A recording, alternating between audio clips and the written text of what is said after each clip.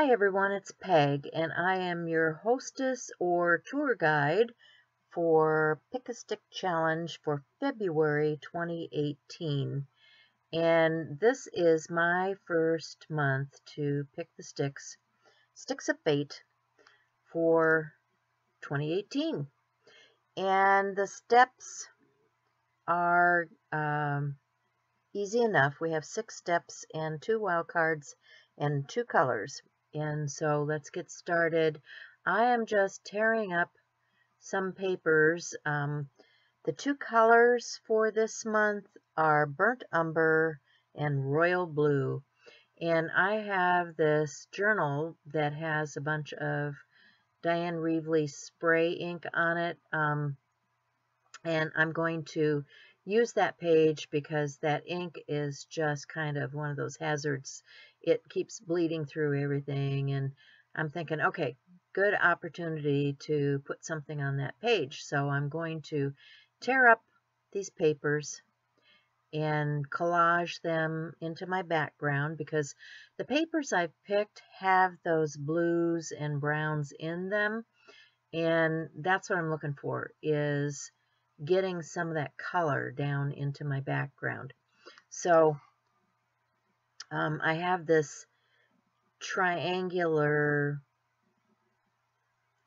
ruler that works really well for just ripping and tearing, and I'm using angular shapes because that's one of the prompts here. The first prompt is gesso, so I'm going to coat the page with a clear gesso from Liquitex to start with, and then I'm going to use that as a bonding agent for these papers that I'm tearing up. I like the image that's on here, but most of it's going to be obscured. They're kind of these mosque-looking buildings. They have the domed roofs, and I just think it's really interesting. So, okay, so there's the gesso. I'm just using a card to scrape that stuff in place and get it down on my page,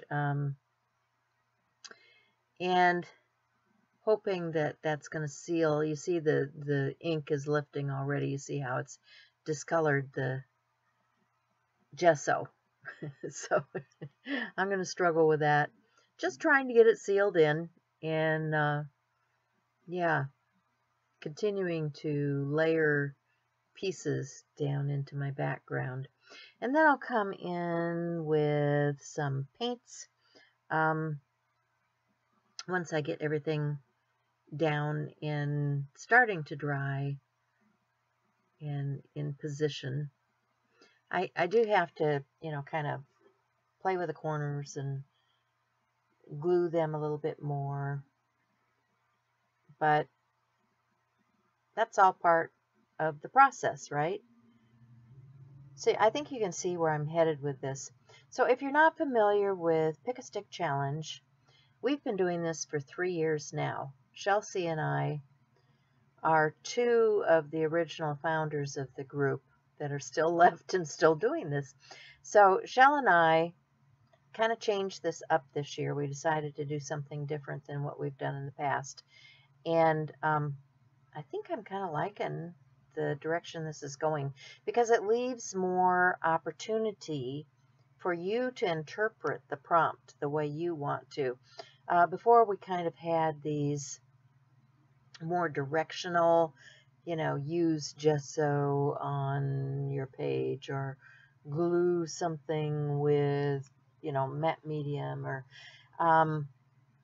this gives more opportunity for us to interpret the steps. So gesso was the first step. Now, I could have used gesso as a resist. I could have, done any number of things. Just, maybe used some thicker gesso and made some texture on the page.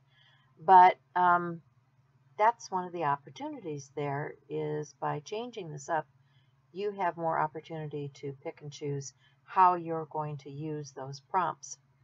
So I'm using those colors, the Burnt Umber and the Royal Blue, to kind of blend my background together.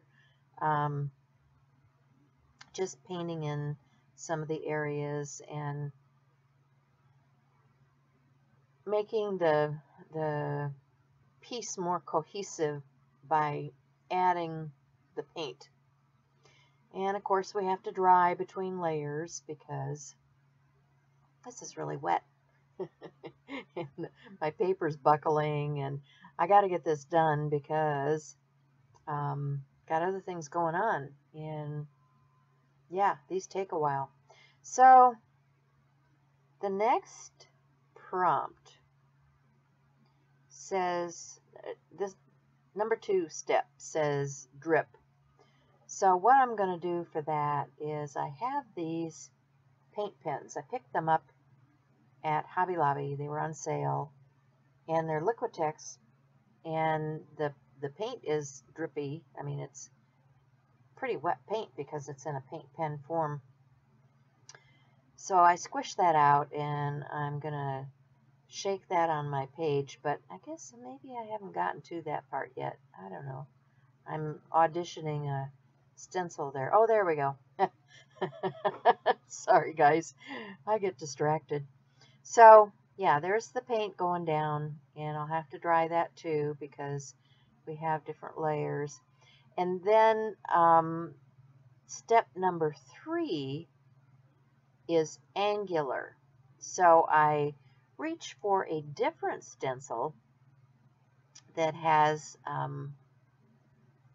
hexagon shapes because those are angular.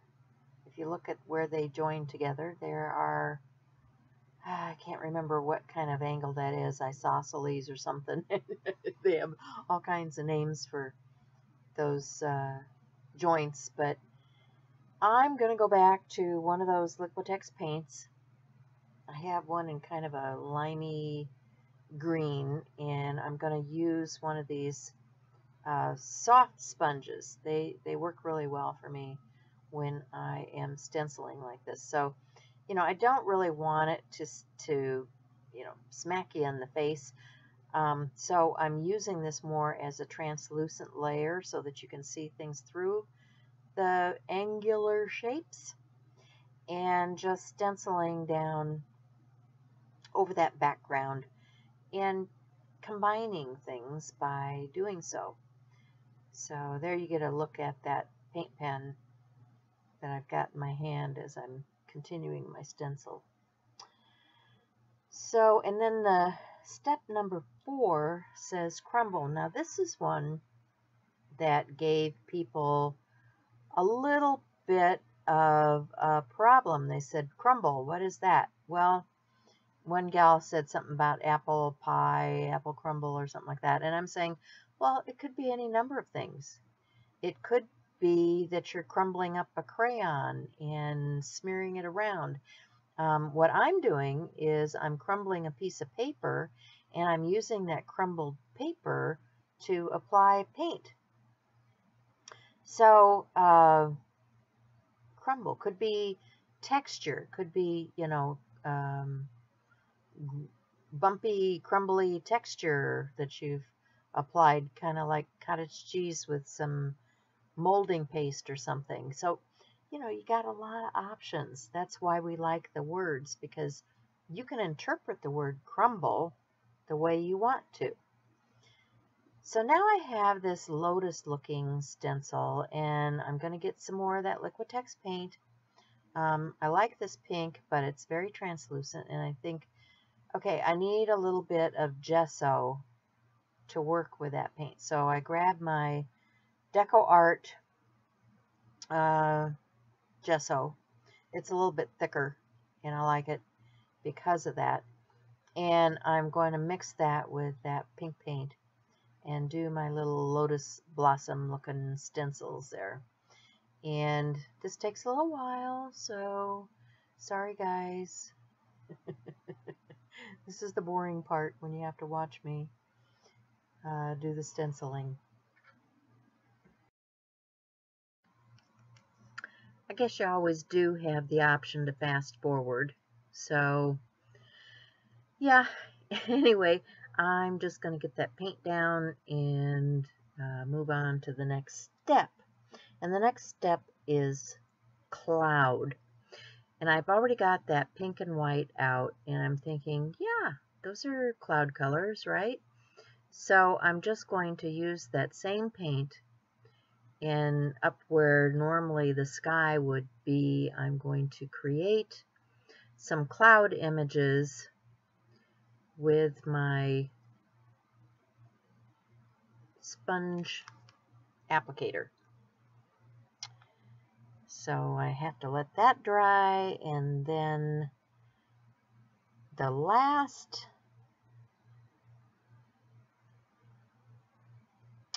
step, number 6, is bleach, and I'm going to opt for a wild card. I'm going to use glue. So I'm using a glue stick and some matte medium, and I'm just going to put this face image down on the page. Got a beautiful girl, and I'm just going to attach her to the page and paint over the top and create my focal image and my first face, because in February, if any of you are aware, February each year, I think for the last 3 years, same as our challenge, they've had 29 faces. That happens like twice a year in February and September. And so I'll put the information, if you're interested, for 29 faces out there. And so this is my first face for February, and I thought I would incorporate the 29 faces into my Pick-a-Stick challenge. Just one way of taking care of 2 things at the same time. So I'm just painting in my image and, you know, making my face for that challenge and for my focal image for my page, because I had glued that down and I didn't want it to remain the same as it came out of the magazine. I wanted it to be my own. So once I have that done, I'm going to use Posca pens and do my illustrating by just, you know, outlining and covering over some of the areas that need additional line work. And that's about it for the Pick-a-Stick challenge for this month. If you have questions, you know, be sure and leave comments and ask your questions. I'd be glad to help you. Also, be sure and go over and watch Shell's video, because she's a great instructor too, and she'll give you lots of pointers. And if you're not already a member of Pick-a-Stick Challenge and you want to take up the challenge, then come join us on Facebook, and we'd be happy to have you. Also, watch for 29 faces. I don't know if that I'll be doing a video for each one, but I might do a couple of days and then put a video out or something. I don't know. We'll see what happens with that. We've got a lot of things going on because Art Joy of Sharing also takes up some of my time. That's our live stream. We just streamed earlier today doing 2 projects. I did 2 projects. And you can check that channel out. I'll try to remember to put some links in for that. And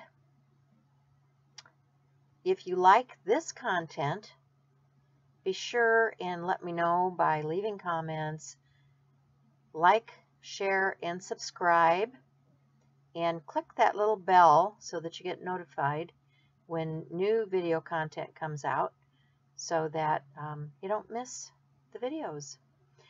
And I appreciate that you've come to join us today. Remember, as I always say, you make a difference. So thanks for being here with me. I'll talk to you later. Bye for now.